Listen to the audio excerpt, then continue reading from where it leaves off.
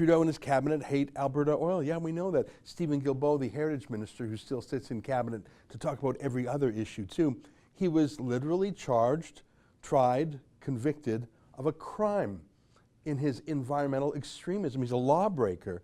His whole life has been dedicated to wiping out Alberta oil.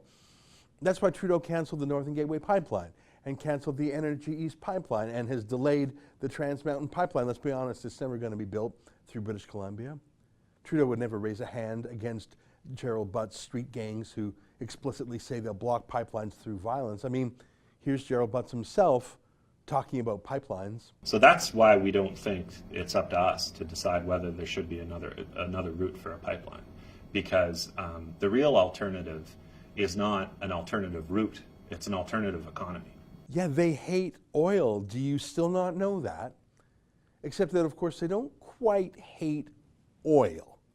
They certainly use a lot of it themselves. Private jets, for example. Trudeau himself sets the example, and every two-bit cabinet minister copies him, using private jets like you and I would use taxis and sending taxpayers the bill.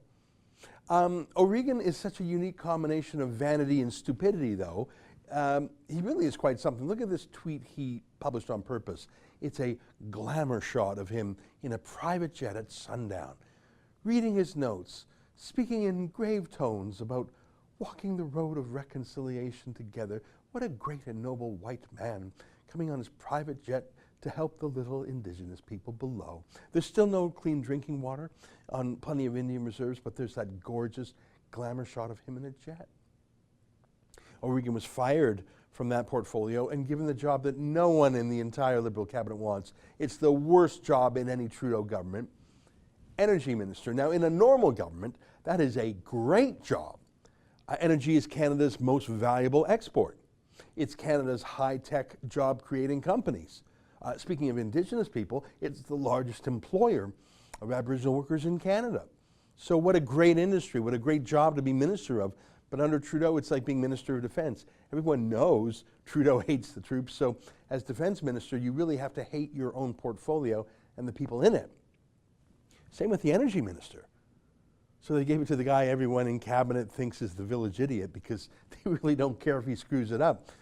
Screwing it up is actually Trudeau's plan. So O'Regan hates oil and gas, he hates pipelines, he thinks Alberta is about batteries and electric cars. Got it, yeah, okay, but then look at this. Look at this. We're investing $320 million in Newfoundland and Labrador's offshore workers. We believe in our workers, in this industry and in their future. This is about jobs. This is about ensuring a prosperous future for our offshore.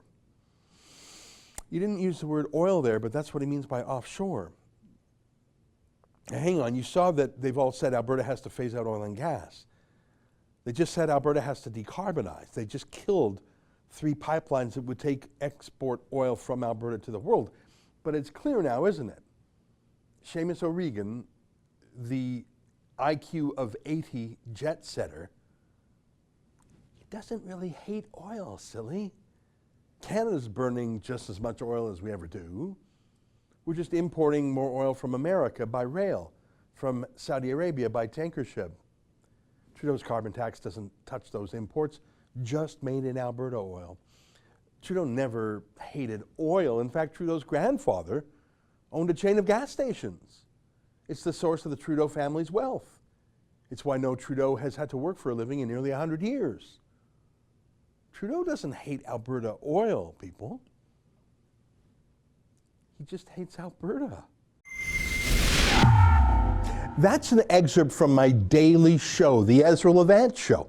Every day I do a monologue on the news of the day, then I interview an interesting guest, and then I read my hate mail. You gotta subscribe. Go to rebelnews.com.